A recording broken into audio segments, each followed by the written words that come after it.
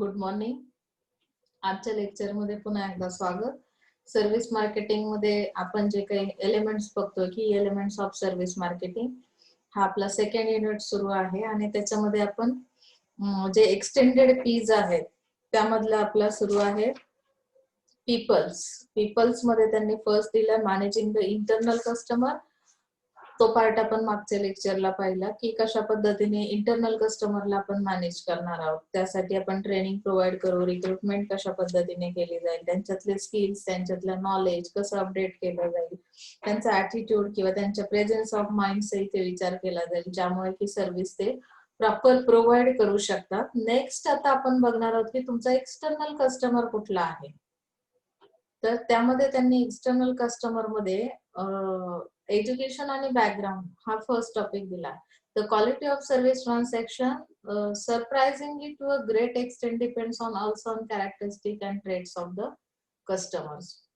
Now let's see external customer जो आहे तुमचा मार्केट मधला कस्टमर जो आहे त्याचं एज्युकेशन आणि बॅकग्राऊंड स्टडी केलं जातं. Like profession, skills, experience, family background, social circle. Customer who is a professional like a chartered accountant will be in a better position to understand the savings account opening norms in a bank than a illiterate farmer. म्हणजे कुठली service घेतली म्हणजे मला मी benefit मध्ये असेल, मग त्याच्यासाठी त्याचं education त्या कस्टमरचं किती आहे किंवा तो कशा पद्धतीने प्रोफेशनल आहे. त्यामध्ये त्यांनी एका chartered accountant as a customer म्हणून त्याचं एक्झाम्पल दिलंय की सपोज सेव्हिंगचं इम्पॉर्टन्स त्याला माहिती असेल तर तो काय करेल की बँकेमध्ये त्याचं स्वतःचं अकाउंट ओपन करेल, सेव्हिंग अकाउंट. पण इलिटरेट फार्मर जे अनएज्युकेटेड पर्सन्स आहेत त्यांचं बॅकग्राऊंड एज्युकेशन त्यांचं पुअर आहे तर त्यांना तेवढं त्याचं इम्पॉर्टन्स सेव्हिंग अकाउंटचं माहिती असणार नाही किंवा त्यांना त्या सर्व्हिस बद्दल नॉलेज असणार नाही. त्यामुळे कदाचित काय होईल की ते त्या सर्व्हिसेस घेऊ शकणार नाहीये. त्यानंतर सांगितलं की the mood, attitude and the personality of the customer. इथे जसं आपण इंटरनल एम्प्लॉई मध्ये काय बघितलं की त्यांचाही मूड, त्यांचा ऍटिट्यूड याचा इफेक्ट होतो तुमच्या सर्व्हिसवर. सेम ऍज इट इज इथे तुमच्या जो एक्सटर्नल कस्टमर आहे त्याचा मूड, ऍटिट्यूड, पर्सनॅलिटी याचा इफेक्ट तुमच्या सर्व्हिसवर होणार आहे. म्हणजेच काय की तुमची सर्व्हिस ट्रान्झॅक्शन कसं झालं पाहिजे, स्मूथली झालं पाहिजे. तर इथे आपण त्या कस्टमरच्या पर्सनॅलिटीचा सुद्धा विचार करणार आहोत. In a popular restaurant position for the family when some non-family group with their unruly behavior makes noise and creates a scene. म्हणजे काय की जेव्हा एखाद्या रेस्टॉरंटची सर्व्हिस घ्यायला जातात तेव्हा त्यांचं बॅकग्राऊंड कसं आहे, त्यांचं बिहेवियर त्या कस्टमरचं कसं आहे त्यावरती डिपेंड करतं की ते कशा पद्धतीने बिहेव करतात ती सर्व्हिस घेताना. म्हणजे त्या एक्सटर्नल कस्टमरमुळे आता सपोज एखाद्या फॅमिली गेलेली आहे, नॉन फॅमिली मेंबर्स पण तिथे रेस्टॉरंटची सर्व्हिस घेत आहेत, ते काय करतील, दंगा करतील. त्यामुळे त्या रेस्टॉरंटची जी काही पोझिशन आहे कस्टमरच्या माइंड मधली, जी काही फॅमिली तिथे गेलेली आहे तर त्या फॅमिली मेंबर्सला काय वाटेल की या रेस्टॉरंटमध्ये कुठलाही डिसिप्लिन नाही आहे, सर्व्हिसची क्वालिटी पुअर आहे, त्यामुळेच अशा पद्धतीने इथे बाकीचे जे कस्टमर आहेत ते बिहेव करतायत. म्हणजे इथे आपल्याला बॅकग्राऊंडचा, एज्युकेशनचा इम्पॅक्ट हा तुमच्या सर्व्हिसवर 100% होतो. हे लक्षात घेणं खूप गरजेचं आहे. Okay. If the service has to be delivered with consistent quality and customer participation is mandatory for the service delivery, then the differences of the characteristic of the customer have to be taken into account by the service marketer. Customer has to be managed, which can be attempted in the following ways.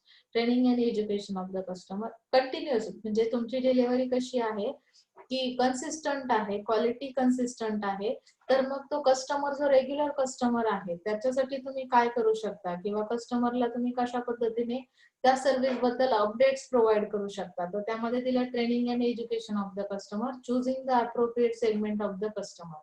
Appropriate segment choose करायचा म्हणजे काय की ज्यांना तुम्ही manage करू शकता. बऱ्याचदा असं होतं की जो कस्टमर आपल्या अंडर कंट्रोल नाही किंवा त्याला आपण मॅनेज करू शकत नाही, त्यांची सायकोलॉजी डिफरंट आहे, तर अशा केसमध्ये काय होणार आहे की तो अप्रोप्रिएट सेगमेंट नसल्या कारणाने तुम्ही सर्व्हिस क्वालिटी किती बेस्ट देण्याचा प्रयत्न केला तर त्याला ती अंडरस्टँड होणार नाही, त्यामुळे तुमच्या सर्व्हिसचं इम्प्रेशन बॅड पडेल. लक्षात येते ना. Training and education of the customer. आता कस्टमरला ट्रेनिंग एज्युकेशन कसं दिलं जाईल तर त्यांनी एक एक्झाम्पल पण इथे दिलेलं आहे की suppose airline staff pantomime and give verbal instruction on flight safety procedure before take off to the passengers. म्हणजे फ्लाइट टेक ऑफ होताना पॅसेंजर्सला काय इन्फॉर्मेशन दिली जाते, कशा पद्धतीचे सेफ्टी फीचर्स प्रोसीजर कशी सांगितली जाते. Package tour operator give detail instruction booklet, मतलब कि यहाँ पे अगर tour and travel and tourism की सर्विस ले रहे तो उसके अंदर सर्विस का जो भी डिटेल है, डिटेल इंफॉर्मेशन है उस सर्विस की, तो वो बुकलेट के अंदर रहती है. वो इंस्ट्रक्शंस वो पहले से आपको ब्रोशर्स के अंदर दिए जाते हैं, जिसकी वजह से वो कस्टमर क्या हो जाता है, अवेयर हो जाता है कि इस सर्विस के अंदर हमें कौन सी फैसिलिटी मिलेगी या किस तरह से हमें फेस करना है, हमारा एक्सपीरियंस किस तरह का होगा. तो ये सब जानकारी training and education of the customer, मतलब एजुकेशन प्रोवाइड किया जाता है उस सर्विस रिलेटेड कस्टमर को. ओके ना, इथपर्यंत समजलं. टार्गेटिंग द चूजन सेगमेंट, आपण एक्सटर्नल कस्टमरला कसं मॅनेज करायचं. चूजन सेगमेंट म्हणजे काय, Citibank took the lead followed by other foreign banks and then later by most private banks to keep high minimum balance maintaining clause for its account holders. म्हणजे maximum आणि minimum किती balance असला पाहिजे अकाउंटला, account पूर्ण खाली ठेवून चालत नाही. तर अशा पद्धतीचं नॉलेज तुम्हाला तुमच्या त्या सेगमेंटला द्यावं लागेल. कस्टमरचा जो सेगमेंट आहे त्याला अवेअर करणं गरजेचं आहे, की ज्याचा तुमच्या सर्व्हिसच्या क्वालिटीवर पार्टिसिपेशनवर काय होईल, इम्पॅक्ट होईल. लक्षात येतंय. सो नाव लेट्स सी 7 पीस मधला जो एक्सटेंडेड पीस आपण बघितले, त्यामध्ये आता आपण एक्सटेंडेड पीस मध्ये काय काय पाहिलंय बघा. की जे 4 पीस संपले त्याच्यानंतर आपण काय बघितलं, प्लेस. 4 पीस संपल्यानंतर प्लेस, सॉरी पीपल, त्याच्यानंतर आता फिजिकल एव्हिडन्स आणि त्याच्यानंतर प्रोसेस बघणार आहोत आपण. ओके ना. जे 3 पीस एक्सटेंड केलेले होते मी सुरुवातीलाच तुम्हाला सांगितलं. आपण की एलिमेंट्स ऑफ मार्केटिंग मिक्स बघतोय, त्यामध्ये आपण या 7 पीस स्टडी करतोय. फिजिकल एव्हिडन्स म्हणजे पुरावा असतो. आपण म्हणतो की नाही, तू जे सांगतोयस ते कशावरून मी खरं समजणार आहे, काय पुरावा आहे तुझ्याकडे, ही गोष्ट खरी आहे. मग तुम्ही सांगता की हे बघ माझ्याकडे हे प्रूफ आहे, त्याच्यावरून तू समजू शकतोस. That means physical evidence. Mug service मध्ये तुमची सर्व्हिस बेस्ट क्वालिटीची हे कसं कळणार, मग त्याच्यासाठी मला काही टँजिबल्स दाखवावे लागतील. इंटँजिबल ऑफर्स जे आहेत त्यामध्ये टँजिबल्स दाखवावे लागतील. म्हणजे काय होईल की फिजिकल एव्हिडन्स दिला जाईल. म्हणजे जसं की अंडरस्टँड व्हायला सोपी असेल तुमची सर्व्हिस, त्यावर तुम्ही बिलीव्ह करू शकता आणि ती डिलिव्हरेबल असेल. म्हणजे काय, हॉस्पिटलची सर्व्हिसेस जसं मी तुम्हाला सांगितलं की हॉस्पिटलच्या सर्व्हिसमध्ये एखादे डॉक्टर काय करतात, सर्व्हिस प्रोव्हाइड करतात. म्हणजे they are called service providers. पण ते सर्व्हिस प्रोव्हायडरवर मी का विश्वास ठेवावा किंवा ती कशामुळे बिलिव्हेबल आहे का, तर मग मला त्यासाठी काही टँजिबल्स द्यावे लागतील ना. टँजिबल्स मध्ये मी काय प्रोव्हाइड करणार आहे की ते जे काही हॉस्पिटल आहे त्यामध्ये कुठल्या फॅसिलिटीज आहेत. सपोज तिथे ऑक्सिजनचीच व्यवस्था नसेल तर तुम्ही जर हार्ट पेशंट असाल किंवा कधी तुम्हाला गरज पडली, तुम्ही तिथे ऍडमिट व्हायला जाणार नाही. कारण की तिथे असणारे इन्स्ट्रुमेंट्स, तिथे असणाऱ्या फॅसिलिटीज प्लस त्या डॉक्टरांची सर्व्हिस बेटर आहे हे समजण्यासाठी आतापर्यंतचा त्यांचा रिपोर्ट, आतापर्यंत त्यांनी पेशंट्सला जी ट्रीटमेंट दिली, त्यांचे एक्सपिरियन्स, ते काय सांगतील की आतापर्यंत त्यांनी जवळपास सगळे पेशंट्स रिकव्हर केलेले आहेत. हा एक काय टँजिबल आहे. म्हणजे अशा पद्धतीने आपल्याला हे फिजिकल एव्हिडन्स द्यावे लागतील. तेव्हा काय करेल कस्टमर, ट्रस्ट करेल आणि तुमची सर्व्हिस घ्यायला तयार होईल. सो ऍट्रिब्यूट्स काय दिलेले आहेत बघा. सर्व्हिस एस्केप्स हा एक तुमचा ऍट्रिब्यूट आहे. बिझनेस कार्ड्स आहेत, एम्प्लॉई ड्रेस आहे. म्हणजे जसं मी तुम्हाला सांगितलं, लॉयर आहे तर लॉयर कसे आयडेंटिफाय करणार, त्यांचा काळा कोट बघून तुम्हाला समजतं की हे कुठली सर्व्हिस देतात.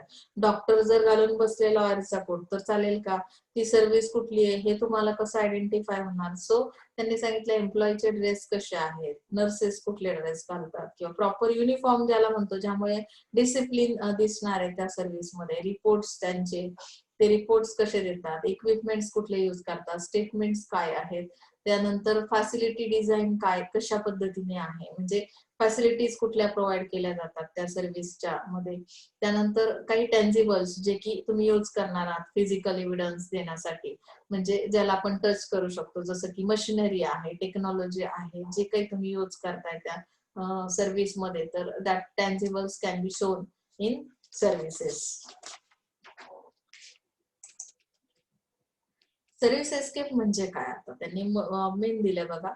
Service marketers should realize that in addition to the offer and the delivery is one more important factor that affects the quality of experience and encounter. म्हणजे इथे ऍडिशनल काय ऑफर दिलेली आहे ते खूप इम्पॉर्टंट असणार आहे बघा, की सर्व्हिस एस्केप्स मध्ये जसं environment in which the service is assemble and in which the seller and customer interact combine with tangible commodities that facilitate performance और कम्युनिकेशन ऑफ द सर्व्हिस. म्हणजे जसं मी तुम्हाला सांगितलं, तुम्ही हॉटेलची सर्व्हिस घेता, रेस्टोरेंटची सर्व्हिस घेता, मग तिथे सर्व्हिसच्या दौरान काय करा, जब भी मैं सर्विस प्रोवाइड कर रही हूँ, अगर रेस्टोरेंट की सर्विस है तो मुझे असेंबल करनी पड़ेगी सब चीजें, जहाँ पे कस्टमर और सेलर का इंटरेक्शन होने वाला है, तो वहाँ पे टेंजिबल कमोडिटीज का होना जरूरी है, जो फैसिलिटीज मैं प्रोवाइड करूंगी, मेरा जो परफॉर्मेंस होगा, कम्युनिकेशन होगा, वो सर्विस के दौरान जो भी मैं करूंगी कम्युनिकेशन, तो किस तरह का होना चाहिए, कि सर्विस एस्केप कहते हैं, that is called. That means at that time consumer have to give some experience. Okay ना.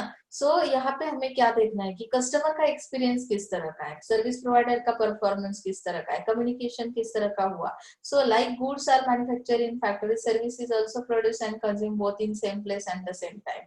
In a retail store, the service is transacted on the shop floor and simultaneously experience and appropriately designed services can have the following effects.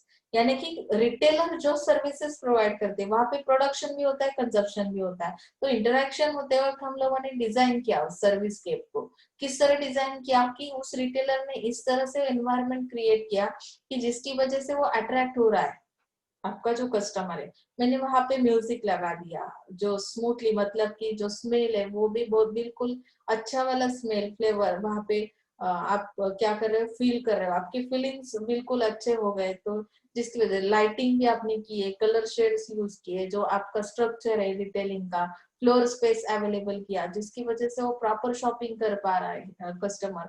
तो इस तरह का मैंने physical evidence अगर retailing के अंदर, retail store के अंदर दे दिया, तो एक्सपीरियंस कैसा रहा कस्टमर का, बेटर रहा. तो that is called service scapes, service scapes. Okay ना. सो इस तरह से हम एनकरेज कर सकते हैं कस्टमर को. बिजनेस कार्ड्स क्या करते हैं, बिजनेस कार्ड्स किस तरह का काम करते हैं फिजिकल एविडेंस के अंदर. तो it convey strong impression to the customer of the service firm. तो ये जो फर्म, जो ऑर्गेनाइजेशन कस्टमर के लिए सर्विसेज प्रोवाइड करती है, तो उनका अगर कार्ड है, मतलब कि ये फर्स्ट इंप्रेशन है, स्ट्रॉन्ग इंप्रेशन है कस्टमर के ऊपर.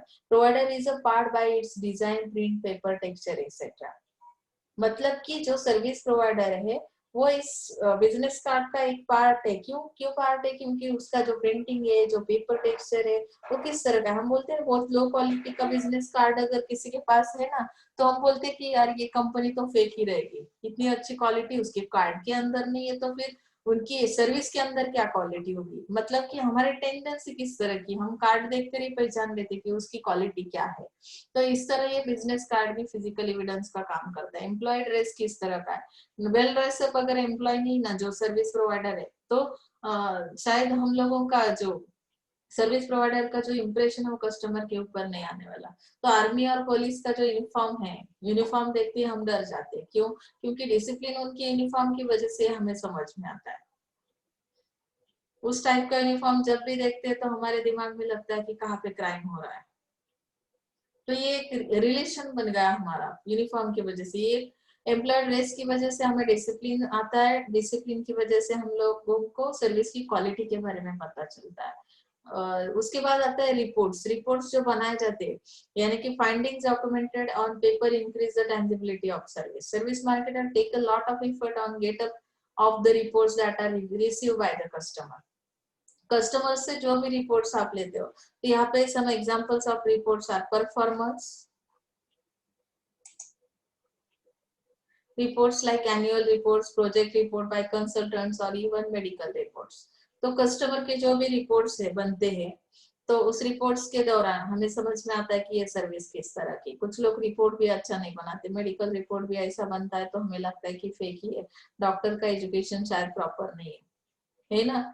साइनेज क्या है, साइनेज यानी कि जैसे बोर्ड बनाए जाते हैं ना, आपका शॉप है उसका नाम वगैरह आप लोग लिखते हो, दैट इज कॉल्ड साइनेज और कंटिन्यूअस कम्युनिकेटिव मीडिया। मतलब कि साइनेज के थ्रू भी हमें अंदर की सिचुएशन के बारे में पता चलता है कि ये सर्विस किस तरह की होगी। Where it is glow signs, posters and luminous hoardings, so there is an uninterrupted communication and is powerful reminder to constituents about the presence of service organization.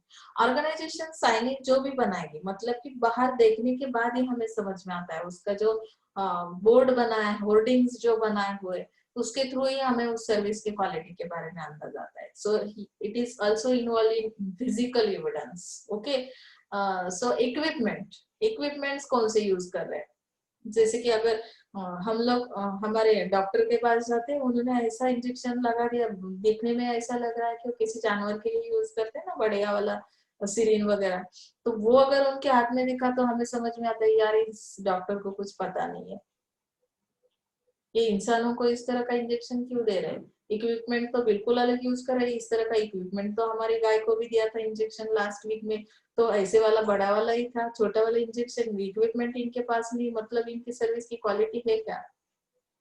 Machines कौन से यूज कर रहा है, इक्विपमेंट्स कौन से यूज कर रहा है, जिसके थ्रू आपका इंप्रेशन जा रहा है, सर्विस का इंप्रेशन समझ में आ रहा है। तो यहाँ पे उन्होंने एक चीज बताई कि बैंक के सर्विस में जैसे एटीएम कार्ड्स प्रोवाइड किए जाते हैं, जिसकी वजह से 24 आवर आपको सर्विस डिलीवर की जाती है। तो ये एक फिजिकल एविडेंस है बैंक का, कि जिसकी वजह से हमें समझ में आता है, कम्युनिकेशन होता है। डेंटिस्ट भी कुछ इंस्ट्रूमेंट्स इक्विपमेंट्स यूज कर लेते हैं उनकी सर्विस के अंदर, हेयर ड्रेसर्स भी यूज करते हैं, ब्यूटी सैलून वाले भी यूज करते हैं।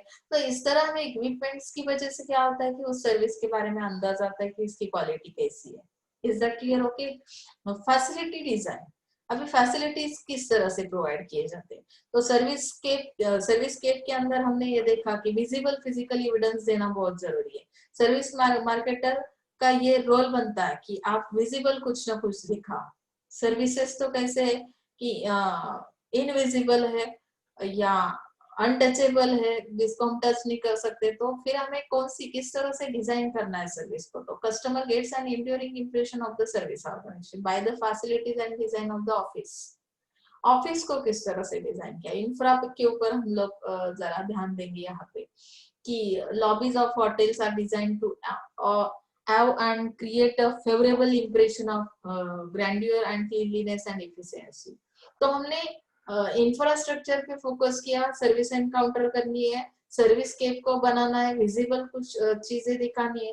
तो फैसिलिटी डिजाइन की मतलब कि हमने एनवायरनमेंट क्रिएट किया, होटल की लॉबीज कैसी है, फेवरेबल ऐसा इंप्रेशन आने के लिए हमने क्लीनलीनेस किस तरह से मेंटेन किया हुआ है, इफिशिएंसी किस तरह की है, अगर आप ऑर्डर देते हो तो ऑर्डर को कंप्लीट करने के लिए कितना टाइम पीरियड, मतलब वेटिंग पीरियड कितना है, उसके हिसाब से हम उस सर्विस की क्वालिटी का अंदाजा लगा सकते हैं। दैट इज कॉल्ड, यहाँ पे ये फैसिलिटी मतलब ये फिजिकल एविडेंस का काम करते हैं। Statements, slogans and vision and mission statement make a service firm distinctive and successfully convey its philosophy। आपकी सर्विस ऑर्गेनाइजेशन की फिलोसॉफी क्या है, वो स्टेटमेंट के थ्रू भी समझ में आती है। जैसे मैंने एटीट्यूड के बारे में बताया ना, कि आप कौन सा सेंटेंस किस तरह से बोल रहे हो, पॉजिटिवली बोल रहे हो, निगेटिवली बोल रहे हो, इससे आपकी पर्सनालिटी के बारे में मुझे नॉलेज मिलता है। वैसे ही आपकी जो ऑर्गेनाइजेशन है, सर्विस ऑर्गेनाइजेशन है, वो किस तरह के स्टेटमेंट्स करती है, उनकी मिशन क्या है, उनकी विजन किस तरह के है, इससे हमें पता चलेगा कि ये कितनी सक्सेसफुल ऑर्गेनाइजेशन है, इसकी फिलोसॉफी क्या है, और हम लोग क्या करेंगे, उस पर ट्रस्ट करेंगे। ये एक फिजिकल एविडेंस है, जैसे कि sporting event is packed full of physical evidence. Your ticket how your teams logos, यानी कि टिकट्स पे आपके लोगोस टीम के प्रिंट किए जाएंगे। प्लेयर्स आर वियरिंग यूनिफॉर्म्स, ये भी एक फिजिकल एविडेंस है। Stadium itself could be impressive and have an electrifying atmosphere, मतलब कि स्टेडियम का जो एनवायरनमेंट है वो भी प्रॉपर आपने मेंटेन किया हुआ है। You travel there and park quickly nearby and your seats are comfortable and close to restrooms and store also, and all you need now is for your team to win। म्हणजे तुम्हाला हे physical evidence गरजेचे आहे, की ज्यामुळे तुम्ही win किंवा जिंकणार आहात।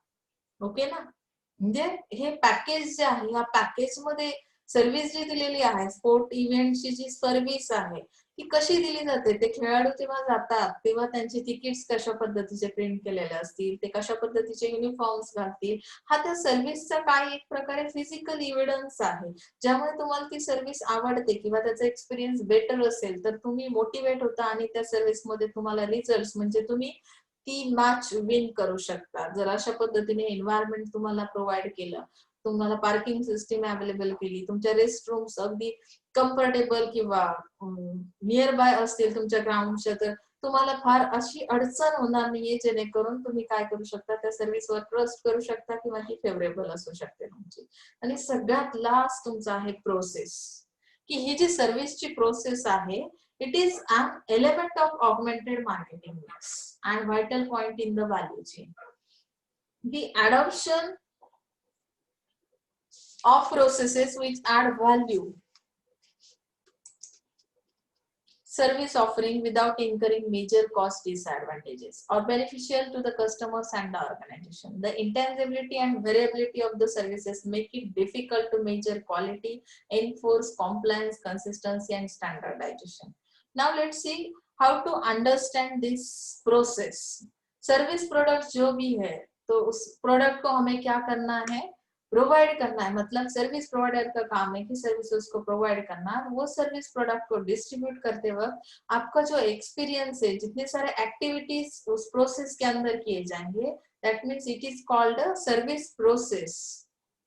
इंटरेक्शन होने के लिए हमें क्या करना पड़ता है, तो बहुत सारे स्टेप्स करने पड़ते हैं, बहुत सारे स्टेजेस को कंप्लीट करना पड़ता है. जब भी जैसे कि रेस्टोरेंट की सर्विस अगर मैं दे रही हूँ, तो रेस्टोरेंट के सर्विस के अंदर जितने सारे स्टेप्स आते हैं, जितनी सारी एक्टिविटी सर्विस प्रोवाइडर को करनी पड़ती है, जिस तरह से वो इंटरैक्ट कर लेते हैं अपने कस्टमर्स के साथ, तो ये that is called a process. Air service involves activities like ticket booking, arrival at the airport, check-in, security check, boarding, being seated in the plane, meal service experience, collection of luggage. That all activities are called in process of service. All these activities are linked together to create a service experience. Activities को अगर एक साथ हम मिलाते, airline की जो भी service लिए, सर्विस के अंदर हमने टिकट बुकिंग से लेके कहाँ तक लिया कि कलेक्शन ऑफ लगेज, यहाँ तक जितने सारे एक्टिविटीज किए, that all activities are linked together and to create a service experience. तो हम लोग इन सारी चीजों को मिला के फाइनली लास्ट में एक्सपीरियंस काउंट करते हैं. सर्विस को इनकाउंटर किया जाता है कि ये सर्विस किस क्वालिटी की है, इसकी क्वालिटी क्या है, इसके बारे में हमारा एक्सपीरियंस हम शेयर कर सकते हैं. सो ये सब प्रोसेस में आता है, क्योंकि यहाँ पे बहुत सारे स्टेजेस है. Service firms use this processes to create differentiation in their service products. तो सर्विस प्रोडक्ट्स किस तरह से डिफरेंट है, मतलब as compare to your competitor, आप बता सकते हैं कि मेरी सर्विस किस तरह से यूनिक है, अलग है. ओके ना. एट्रीब्यूट्स दिए उसमें. सर्विस डिजाइन एंड डेवलपमेंट, आपकी सर्विस की डिजाइन किस तरह की है, डेवलपमेंट किस तरह से आप कर रहे हो. Design of flow of activities, किस तरह से फ्लो है आपकी एक्टिविटीज का. स्टैंडर्डाइज प्रोसेस है, कस्टमाइज प्रोसेस है, किस तरह की प्रोसेस है. Number of steps in the process, वो सब स्टेप्स आपको उसका नॉलेज होना बहुत जरूरी है प्रोसेस के अंदर. Simple and complex process, customer involvement and blueprint also. तो ब्लूप्रिंट के बारे में हम लोग आगे अभी नेक्स्ट इसमें जानकारी लेने वाले हैं. ब्लूप्रिंट क्या रहता है, ब्लूप्रिंट की वजह से हमें किस तरह का नॉलेज सर्विस के बारे में आता है. कस्टमर इन्वॉल्वमेंट यानी कि कस्टमर किस तरह से उसमें इन्वॉल्व हो रहा है, क्योंकि सर्विसेज जो है उसका production and consumption at a time होता है. तो इन्वॉल्वमेंट बहुत जरूरी है. जैसे मैंने कहा कि प्रेजेंस ऑफ माइंड का होना बहुत जरूरी है. अगर कस्टमर का प्रेजेंस नहीं है, प्रेजेंस ऑफ माइंड वहां पे नहीं है, तो शायद उसकी इन्वॉल्वमेंट बहुत कम है. Is that clear. Now see service mapping and flow charting. Service को मैप करना है, यानी मैपिंग करना है, मतलब क्या करना है. Process can be the unique selling proposition for the service provider which can distinguish him from the other competitor, and badly design process are going to the upset customer because it results in slow service delivery. अगर process सही नहीं रही, हमने अभी जो point देखा process जो 7 piece के अंदर था, तो प्रोसेस के अंदर जो भी डिजाइन हमने की है वो अगर प्रॉपर नहीं रहती, प्रॉपर डिजाइन की हुई नहीं है, तो शायद कस्टमर डिससेटिस्फाइड हो सकता है. और डिससेटिस्फाइड होने की वजह से जो रिजल्ट है वो कैसे है कि सर्विस डिलीवरी बहुत स्लो है।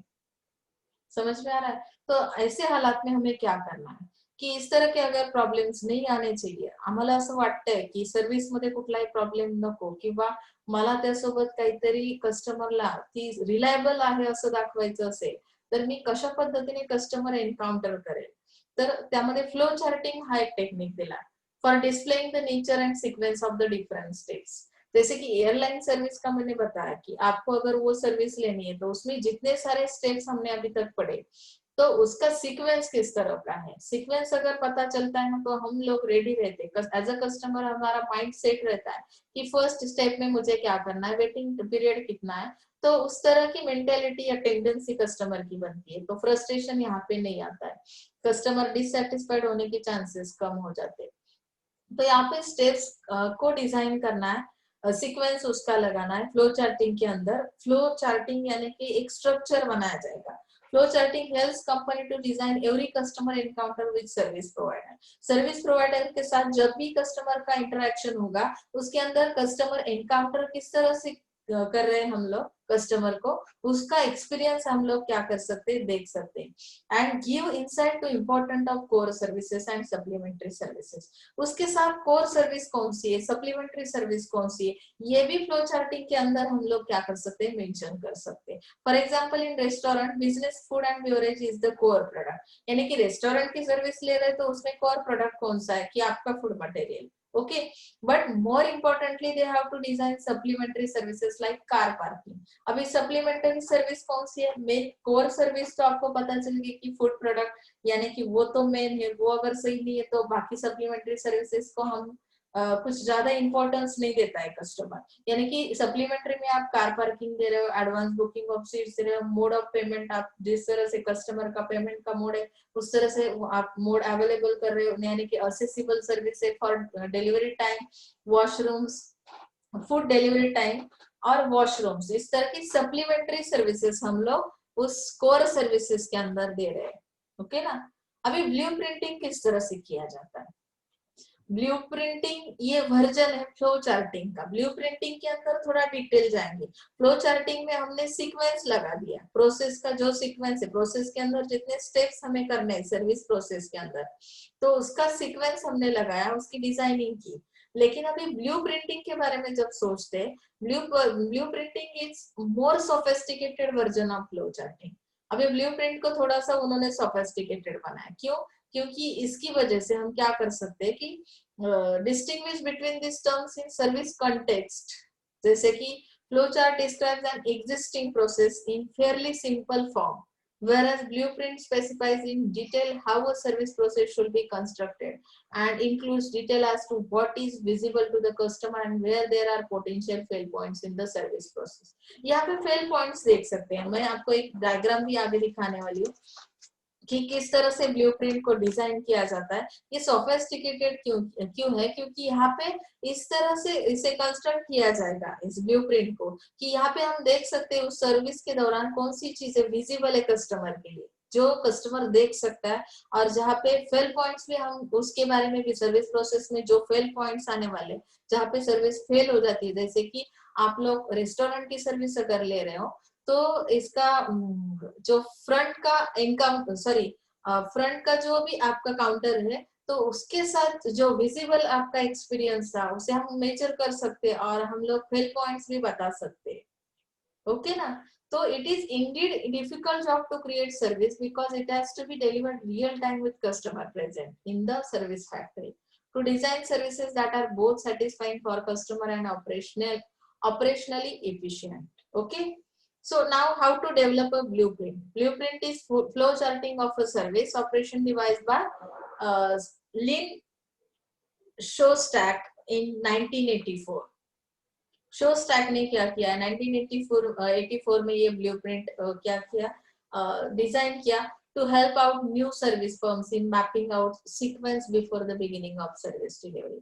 अगर हम स्टार्टिंग में ऐसे ब्लूप्रिंट बना देते, अगर हम न्यू भी है मार्केट में सर्विस प्रोवाइडर, तो भी कस्टमर उसके लिए क्या कर सकता है कि ट्रस्ट कर सकता है, क्योंकि इसकी वजह से फिजिकल एविडेंस मिल जाता है कस्टमर को कि जो जिससे हमें जानकारी मिलती है कि हमें किस तरह की सर्विस, कौन से स्टेप से हमें गुजरना पड़ेगा, यहाँ पे कौन सी चीजें हमें देखने के लिए मिल सकती है, तो ये थोड़ा तो विजिबल होगा as compared to flow charting. Okay na? So this has given rise to many methodologies in service and encounter analysis and measurements. So next, see this service blueprint.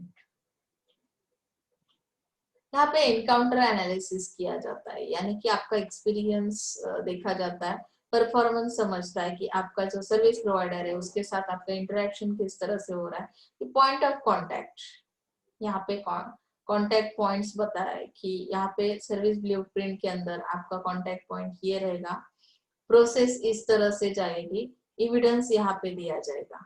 Okay ना? तो service blueprint is a tool for simultaneously depicting the service process, यानी process of service delivery, service deliver किस तरह से की जाएगी ये हम देख रहे हैं प्रोसेस डायग्राम के अंदर। ऑपरेशनल फ्लो ऑफ एक्टिविटीज, मतलब जो भी ऑपरेशन है ना आपके, तो वो इस एक्टिविटीज को हम लोग दिखाएंगे स्मूथ एंड कैओटिक, यानी कि अगर स्मूथली एक्टिविटीज हो रहे हैं तो भी हमें दिखाई देंगे, क्योंकि ये विजिबल है ना, ब्लूप्रिंट विजिबल है। जो भी आपके एम्प्लॉयज है, सर्विस प्रोवाइडर्स है, जो भी काम कर रहे हैं, एक्टिविटीज ऑपरेशंस कर रहे हैं, अगर कोई आपके ऑर्डर कंप्लीट कर रहा है, फूड मटेरियल दे रहा है, सर्विस प्रोवाइड कर रहा है, तो वो क्या कैओटिक होना है, यानी कि बहुत बार हम लोग कैसे कंफ्यूज हो जाते हैं। कंफ्यूजन नहीं होना चाहिए एम्प्लॉय के अंदर, इंटरनल एम्प्लॉय जो भी काम करने वाले रहते हैं ना सर्विस के अंदर, तो बिल्कुल स्मूथ वो ऑपरेशंस होना जरूरी है। Number of steps in the process, simple complex process are all going to be the part of service delivery. मतलब यहाँ पे प्रोसेस कैसी होनी चाहिए, स्मूथली होनी चाहिए सर्विस डिलीवरी उस तरह से। पॉइंट्स ऑफ कांटेक्ट यानी people, contact employ, channel partners जो कि आपको सर्विस प्रोवाइड करने वाले, एजेंट्स जिनके थ्रू आप ये सर्विस ले रहे हैं, तो फ्रेंचाइजी, फ्रेंचाइजर ये मेन ऑर्गेनाइजेशन है, ये क्या करती है, फ्रेंचाइजी के थ्रू आपको कोई एक सर्विस प्रोवाइड करती है। तो sir franchisee is what, franchisee is a service provider who all are going to be the part of blueprint design. Blueprint design का वो भी एक पार्ट है, people. Okay, point of contact यानी कि यहाँ पे पीपल्स जिनके साथ ब्लूप्रिंट के अंदर हम देख सकते हैं कि जिनके साथ आपका कांटेक्ट आने वाला है, there are employees, channel partners, agents, franchises. Evidence, it covers all aspects of service scapes, layout, design. Evidence किस चीज का हम देंगे अभी, प्रूफ किस चीज का दिया जाएगा, तो यहाँ पे एक्सपीरियंस आएगा, आपको कुछ एनवायरनमेंट दिखेगा, जैसे मैंने रिटेलिंग शॉप का एनवायरनमेंट के बारे में डिस्कस किया अभी अभी, तो उस तरह से सर्विस के दिखाए जाएंगे, लेआउट डिजाइन दिखाई जाएगी, इंफ्रा के बारे में थोड़ा सा आप बताएंगे, फैसिलिटीज के बारे में यहाँ पे फिजिकल एविडेंस दिया जाएगा, ऑल द पॉसिबल टेंजिबल्स जो कि हम टच कर सकते हैं, देख सकते हैं, जिसके बारे में साइज, शेप को, कलर को फील कर सकते हैं, देख सकते हैं, तो यहाँ पे ऐसे सारे tangibles that is called physical evidence हम लोग प्रोवाइड करेंगे सर्विस ब्लूप्रिंट के अंदर। ओके ना? सर्विस ब्लूप्रिंट कंपोनेंट कौन से हैं, किस तरह से, किस कंपोनेंट से ये सर्विस ब्लूप्रिंट डिजाइन किया जाता है, बनता है, तो important part of service blueprint customer interaction, line of interaction, customer के साथ इंटरैक्शन किस तरह का होगा ये ब्लूप्रिंट के अंदर दिखाया जाएगा। On stage contact employ actions, line of visibility क्या है, तो विजिबल क्या होगा कि कॉन्टैक्ट एम्प्लॉय उनके जो एक्शंस है, कोई लगेज उठा के जा रहा है, आपने रूम बुक किया है और रूम बुक करने के बाद जो आपका लगेज रहता है वो कोई और लेके, जो भी एम्प्लॉय है वो क्या करता है आपके रूम तक पहुंचाता है, that means it is a line of visibility. Backstage contact employ, line of internal interaction, backstage employ, contact employ कौन है, फिर जो फूड मटेरियल आपको आता है वो कहाँ से आता है, किचन, उनका जो भी किचन है, किचन में जो भी बनाने वाला है, जो मेनू बनाता है, सो बैक स्टेज में काम करने वाला एम्प्लॉय, उसके अगर टेस्टी फूड नहीं दिया तो भी internal interaction, line of internal interaction कैसी रही, फेल पॉइंट रहा वो आपका। Invisible support action and processes, invisible है जो चीजें जो दिखाई नहीं देती, तो इस तरह की हमें एक ब्लूप्रिंट दिखाई है। मैं आपको नेक्स्ट इसमें उसका डायग्राम दिखाती हूँ तो समझ में आएगा आपको। ये देखो, ऑन स्टेज, बैक स्टेज, ये किस तरह से उन्होंने बनाया। Service blueprint of overnight hotel, एक नाइट के लिए आपने होटल बुक किया है तो hotel exterior parking, cards for bags, desk lobby की, elevators, hallways, room, cards for bags. Now see arrive, आप लोग आ गए होटल, होटल में आ गए, give bags, greet take bags. On stage employ जो है उसने आपकी बैग्स को टेक ओवर किया। डेस्क लॉबी की, चेक इन, अभी बैग्स को लेने के बाद चेक इन में आप आ गए। प्रोग्रेस पेपर्स, जहाँ पे आपकी इंफॉर्मेशन ली जाती है, पेपर सिस्टम, ये सब बैक स्टेज का है, लेकिन ऑन स्टेज पे आपको कुछ प्रोसेस की पेपर साइन करवाए जाएंगे, आपकी आइडेंटिटी प्रूफ देखी जाएगी। उसके बाद you are going to your room, आप आपके अपने रूम में जाएंगे।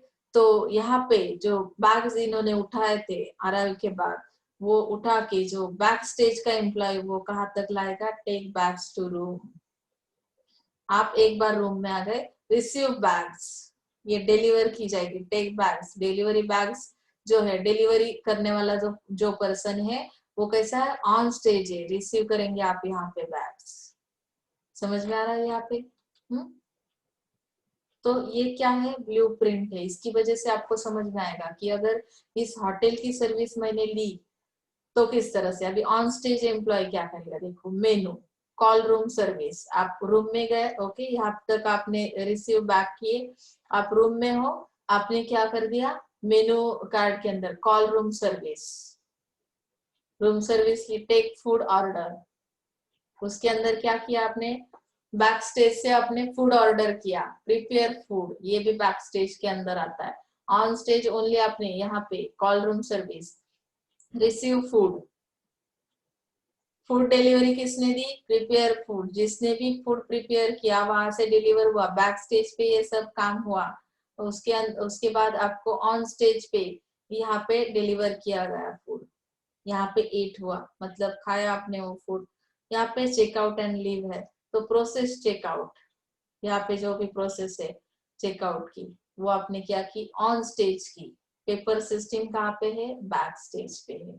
तो ये ओवरनाइट होटल का जो भी सर्विस ब्लूप्रिंट है, इस तरह की सर्विस आप होटल की ले रहे हो तो इस तरह आपको ये ब्लूप्रिंट बनाई जाएगी, जिसकी वजह से जो कस्टमर है उसे क्या होगा, एक्सपीरियंस मिलेगा कि किस तरह की सर्विस है और ये लेनी चाहिए या नहीं लेनी चाहिए। ये एक फिजिकल एविडेंस है जिसके बाद हमें पता चलता है कि सर्विस की क्वालिटी कैसी होगी, और खुद का एक्सपीरियंस आने के बाद तो हम श्योरली बोल सकते हैं कि सर्विस बेटर है या नहीं है। ओके ना, यहाँ तक समझा है आपको, फ्लो चार्ट और ब्लूप्रिंट। अभी बिल्डिंग सर्विस ब्लूप्रिंट, इसको बिल्ड करने के लिए हमें क्या करना पड़ेगा, पहले पहले तो हमारा पर्पस हमें पता होना पड़ेगा, पता होना चाहिए। Determining the purpose for building the blueprint, किस चीज के लिए हम लोग ये बिल्ड कर रहे हैं blueprint. Identify the process to be blueprinted, process को आइडेंटिफाई करना पड़ेगा कि प्रोसेस किस तरह से जाएगी, कौन सी एक्टिविटीज करने, कौन सी सर्विस है। होटल की सर्विस के अंदर जैसे आपने देखा कि अराइव के बाद आपके बैग्स लिए जाएंगे, उसके बाद आपको कौन सी सर्विस दी जाएगी, तो प्रोसेस के अंदर जो एक्टिविटीज आते हैं वो आइडेंटिफाई करने हैं, उसके बाद हम बिल्ड कर सकते हैं ब्लूप्रिंट। यहाँ पे उन्होंने और एक चीज बताया, develop the scripts of services depicting roles of customers, यानी कि स्क्रिप्ट बनानी पड़ेगी कि कस्टमर का रोल क्या है उस ब्लूप्रिंट के अंदर, सीक्वेंस किस तरह का है हर एक एक्टिविटी का, other peoples are likely to do, what other people are likely to do, सब लोगों को वो पसंद आना चाहिए, यानी कस्टमर्स को। Draw the process from customers point of view, आप कस्टमर हो ऐसा समझ के हमें क्या करना है, वो ब्लूप्रिंट, सर्विस ब्लूप्रिंट क्या करना है, बिल्ड करना है। क्यों, क्योंकि अगर हम खुद कस्टमर है और वो सर्विस ले रहे हैं तो हम हमारे एक्सपेक्टेशंस क्या है उसकी जानकारी हमें खुद को होती है। तो हमें यहाँ पे कंसिडर करना है, कंसिडर क्या करना है कि हम कस्टमर्स के पॉइंट ऑफ व्यू के थ्रू हमें वो प्रोसेस कंप्लीट करनी है सर्विस की। ओके ना, तब जाके हम बिल्ड कर सकते हैं सर्विस ब्लूप्रिंट को। लाइन ऑफ विजिबिलिटी क्या होगी, जैसे कि लाइन ऑफ विजिबिलिटी मैंने आपको डायग्राम में दिखाई ना कि कौन सी चीजें आपको देखने को मिलेगी। जैसे सर्विस लेते वक्त प्रोसेस के अंदर कौन सी एक्टिविटी है, जैसे hair dressers operation is predominantly front office. Hair dresser जो है उसका जो ऑपरेशन है वो कैसे रहता है, विजिबल रहता है, line of visibility. While a credit card company operates very large percentage of its operations back office, यानी कि यहाँ पे आपकी कंपनी का मतलब आपकी कौन सी किस टाइप की सर्विस है उससे हमें लाइन ऑफ विजिबिलिटी को समझना पड़ेगा as a customers point of view. Draw the process from customers contact employees point of view, distinguish front stage from backstage activities। Process के अंदर कस्टमर कांटेक्ट एम्प्लॉइज कौन से होंगे, मतलब कि जैसे आपके बैग्स पिकअप करने वाला होटल की सर्विस का ब्लूप्रिंट देखा ना हमने डायग्राम, उसके अंदर जो एम्प्लॉय आपसे ऑर्डर लेने के लिए आता है फूड की या डिलीवरी करता है फूड की, वो कैसा है कि फ्रंट स्टेज का एम्प्लॉय है। और बैक स्टेज की एक्टिविटी क्या होगी, तो बैक स्टेज में कौन से एम्प्लॉयज वर्क करेंगे और ऑन स्टेज में कौन सा, फ्रंट स्टेज पे कौन से एम्प्लॉयज रहेंगे, वो भी प्रोसेस हमें क्या करनी है यहाँ पे आइडेंटिफाई करनी या बनानी है उस ब्लूप्रिंट को बनाते वक्त।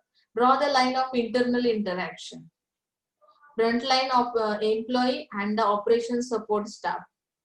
फ्रंट लाइन का एम्प्लॉय अगर आपसे फूड की ऑर्डर लेके जाता है तो बैक स्टेज का ऑपरेशन किस तरह से चल रहा है, ऑपरेशन सपोर्ट स्टाफ कौन सा है, किचन में काम करने वाला सपोर्टिव स्टाफ कौन सा है, वो अगर स्किलफुल नहीं है तो भी इंटरनल इंटरेक्शन किस तरह से होगा, अच्छा नहीं होगा, तो भी आपको एक्सपीरियंस बुरा आने वाला है। तो हमें वो प्रिंट बनाते वक्त इंटरनल इंटरेक्शन के बारे में भी सोचना पड़ेगा कि जो सपोर्ट ऑपरेशन सपोर्ट स्टाफ है, फ्रंट लाइन का एम्प्लॉय है, तो उसके बीच का जो इंटरेक्शन है वो किस तरह का है। Link customers and contact employ, customer and contact employ activities to needed support functions, supportive functions होना जरूरी है दोनों के बीच। आइडेंटिफाई द फेल पॉइंट्स, कहाँ पे सर्विस फेल हो रही है, गो रॉन्ग और माइट गो रॉन्ग, मतलब कि यहाँ पे आपने ऑर्डर कुछ दी थी आया कुछ और अलग फूड मटेरियल, तो भी यहाँ पे फेल पॉइंट हो सकता है।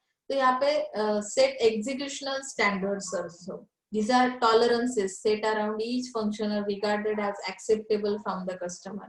cost point of view, time to execute a particular task is a good example।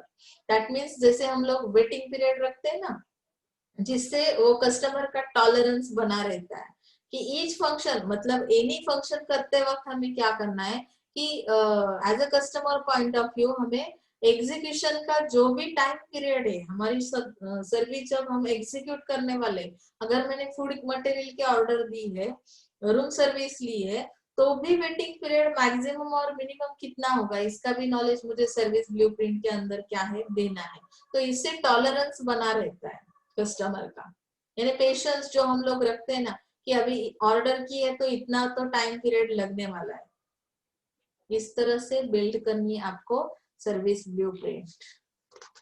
Analyse profitability, delay in service execution through errors and working to slowly affects profit. Analyze करते वक्त profitability, हमें service का execution किस तरह से हो रहा है, उसमें कितने एरर्स आ रहे हैं, उसका अफेक्ट उसके प्रॉफिट पे होने वाला है। तो यहाँ पे प्रॉफिटेबिलिटी को एनालाइज करना है सर्विस ब्लूप्रिंट के अंदर। एडवांटेजेस क्या है सर्विस ब्लूप्रिंट के, वो भी देखना जरूरी है।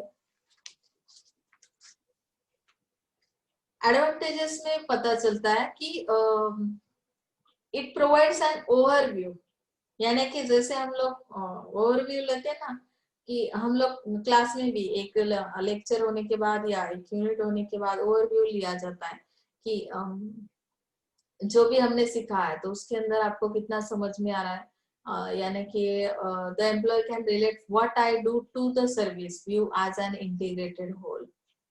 तो एम्प्लॉय को ये जानकारी मिलती है कि एक्चुअली किस तरह से सर्विस को व्यू किया जाएगा, दस reinforcing customer oriented among the employees.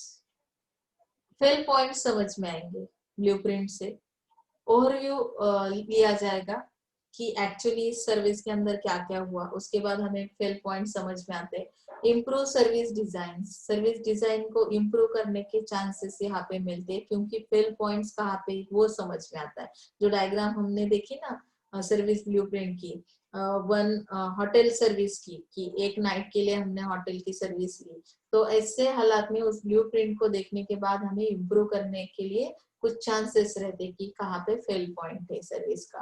Rational service design यानी कि line of visibility promotes conscious decision on what customer should see and employ will be in contact with the customer. मतलब यहाँ पे हम रेशनल सर्विस फैसिलिटेट कर सकते, service design कर सकते। कंटिन्यूअस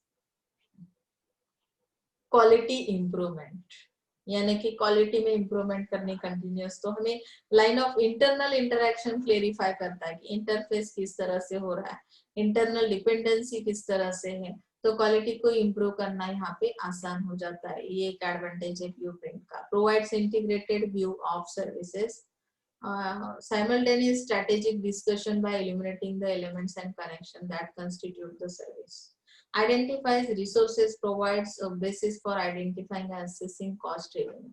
यानी कि जिस तरह से हमने रिसोर्स यूज किए, यहाँ पे अटैचमेंट किस तरह से बनाई है, इंटरेक्शन किस तरह से बनता है, इसमें जितने सारे आपके फ्रंट स्टेज एम्प्लॉय है, बैक स्टेज एम्प्लॉय है, तो इनकी वजह से हमें क्या आइडेंटिफाई करने के लिए मिलता है कि कॉस्ट कितनी आती है, रेवेन्यू कितना मिलता है, कैपिटल कितना इन्वेस्ट किया हुआ है।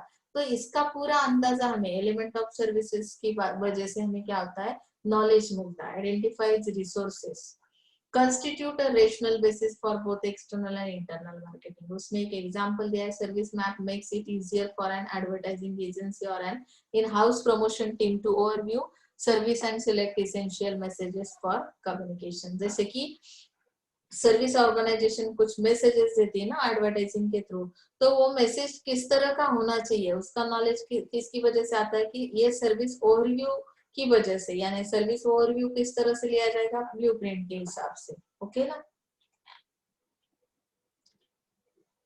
फैसिलिटेट्स टॉप डाउन बॉटम, यानी कि यहाँ पे जो क्वालिटी इंप्रूवमेंट अप्रोच है वो बताया कि it enables manager to identify channel and support quality improvements efforts for grass root employees. यानी कि हर कोई यहाँ पे इंपॉर्टेंट रोल कर रहा है, फ्रंट स्टेज का है, बैक स्टेज का है, सर्विस मैनेजर है, तो इन सबका रोल यहाँ पे इम्पोर्टेंट है। सपोर्ट टीम कौन सी है, तो यहाँ पे फैसिलिटेट क्या करना है, टॉप डाउन बॉटम, यानी employ work teams can create service maps, team work है यहाँ पे, तो ये भी सर्विस मैप के अंदर दिखाना है। कम्युनिकेट करना है, उनके एक्सपीरियंस जो है वो देखने और उनके लिए कुछ सजेशन देने इम्प्रूवमेंट के लिए। ओके ना। ये रहे एडवांटेजेस आपके ब्लूप्रिंट के। ये ब्रांडिंग क्या है इसके अंदर,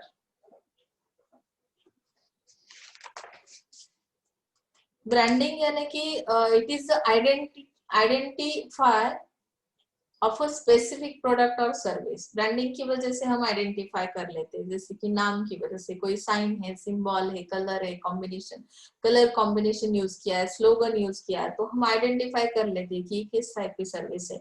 जैसे आप लोगोज वगैरह देखते हो ना, उसकी वजह से आपको पता है ये प्रोडक्ट कौन सा है, ये सर्विस कौन सी है, तो ये साइन सिंबल ही आइडेंटिफाई कर देते हैं। Legally protected brand name is called trademark. Legally protected मतलब कि कोई कॉपी नहीं कर सकता उसको, इसके लिए उसे उस ब्रांड को प्रोटेक्शन दिया जाता है, that is called trademark. Okay ना। Branding in services, now let's see the services. Services में ब्रांडिंग का किस तरह से यूज किया जाता है, तो branding of services is challenging because of following reasons. अभी ये चैलेंजिंग क्यों बन गए, तो कुछ रीजंस है उसके लिए। सर्विसेज में it has changing level of quality, changing level of quality, quality change हो रही क्योंकि वेरिएबल है services. Okay, consumer has to be involve in the consumption of service actively. मतलब प्रोडक्शन और कंजप्शन एक साथ हो रहा है तो इन्वॉल्वमेंट कस्टमर की बहुत ज्यादा रहेगी कंजप्शन में। दे आर इंटेंजिबल, ये भी रिस्की है। इंटेंजिबल है, देख नहीं सकते, तो ब्रांडिंग ऑफ सर्विसेज ये चैलेंजिंग हो सकता है। They are not storable, store भी नहीं रख सकते। तो पेरिशेबल सर्विसेज है, तो ब्रांडिंग का जो है वो चैलेंजिंग फैक्टर है सर्विसेज में। जो चीज हम स्टोर भी नहीं कर सकते, देख भी नहीं सकते, जिसका कंजप्शन करते वक्त कस्टमर भी इन्वॉल्व रहेगा, और चेंजिंग लेवल जो है, it has changing level of quality, मतलब क्वालिटी भी चेंज होती है, वेरिएशंस आते हैं। जैसे सर्विस लेते वक्त मैंने बताया कि किसी एक डॉक्टर की सर्विस एक पेशेंट के लिए सही रहेगी तो दूसरे पेशेंट के लिए सही नहीं रहेगी, because because of their health problems, health issues. त्यानंतर आपण सांगू शकतो की त्याचं डाएट कसं आहे, त्याचं आरोग्य कसं आहे असं आपण म्हणू शकतो, त्यानुसार ह्यामध्ये चेंजेस येतात, त्यामुळे ब्रँडिंग ऑफ सर्व्हिसेस हे चॅलेंजिंग आहे। बेनिफिट्स काय आहेत ब्रँडिंगचे सेलरसाठी, तर identify the company's products makes repeat purchases easier. तुम्हाला जर पर्टिक्युलर एक प्रोडक्ट कुठल्या कंपनीचा आहे ते जर आयडेंटिफाय करता आलं ना ब्रँडवरून, म्हणजे ब्रँड म्हणजे साइन सिम्बॉल नेम काय जे देता ना तुम्ही लोगो, तर कदाचित रिपीट तुम्ही परचेस करता। मला ह्या ब्रँडचा जो साइन आहे त्याच्यावरून हा लक्षात राहिला की ह्याचा जो रिझल्ट आहे या सर्व्हिसचा तो बेस्ट आहे, तर मी रिपीट परचेस करेन, म्हणजे ब्रँडिंगचा हा एक फायदा होतो। फॅसिलिटेट्स प्रमोशन एफर्ट्स, प्रमोशन देता येतात त्या ब्रँडला त्याची आयडेंटिटी असल्यामुळे। Fosters brand loyalty, allows to charge premium prices and thus to get better margins, म्हणजे प्रीमियम प्राइसेस तुम्हाला अलाउ करता येतात, त्यानंतर त्यामुळे तुम्हाला मार्जिन मिळतं। Allow to extend the brand to new products, extend करता येतं तुम्हाला ते ब्रँड जे आहे, म्हणजे त्याच्यासोबत न्यू प्रोडक्ट्स जे ऍड करणार आहात त्याच्या ती जी काही कॅटेगरी आहे तर ती तुम्हाला वाढवता येते। New market to new geographic areas, आलं का लक्षात। मोर लिव्हरेज विथ मिडलमॅन, म्हणजे मिडलमॅन सोबत जे की तुमचं रिलेशन आहे ते कशा पद्धतीचं असेल ते एक्सप्लेन केलंय त्यांनी। Can have a long life, त्यामुळे तुमचं मार्केटमध्ये तुम्हाला लॉंग लाईफ मिळेल। Is more resistant to price competition, price competition जी आहे ती कमी होते, किंवा आपण तिला त्यामध्ये कॉम्पिटिशन मध्ये सर्व्हाइव्ह करू शकतो।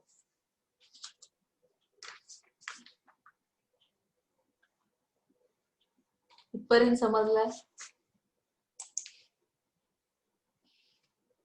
Benefits of branding to customer, कस्टमरला कुठले बेनिफिट्स मिळतात बघा।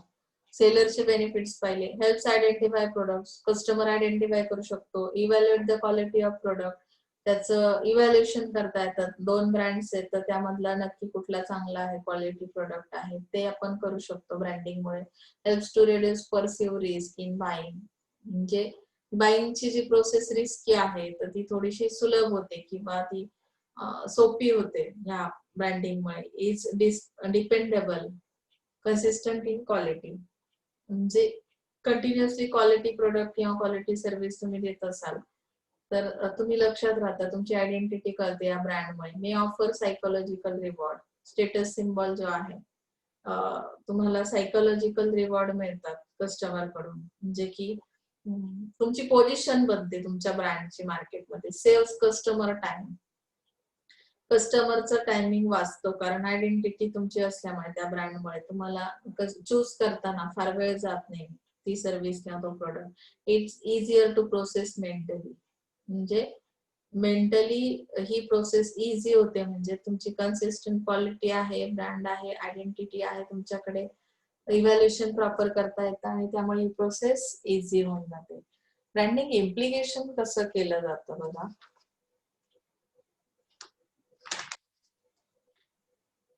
A brand is a perceptual entity. It resides in the customer's perceptual space. आता इम्प्लिकेशन म्हणजे त्याचे परिणाम काय होतात ब्रँडिंग इम्प्लिकेशन्सचे, म्हणजे सर्व्हिस प्रोडक्ट वर त्याचा काय परिणाम होतो। Goods are physical objects and services are performances, म्हणजे गुड्स हे टँजिबल आहेत, सर्व्हिसेस हा इंटँजिबल आहेत। मग सर्व्हिस प्रोडक्ट जो आहे, services are essentially intangible and employs structure and system must be managed in such a manner that their performance match with the brand promise.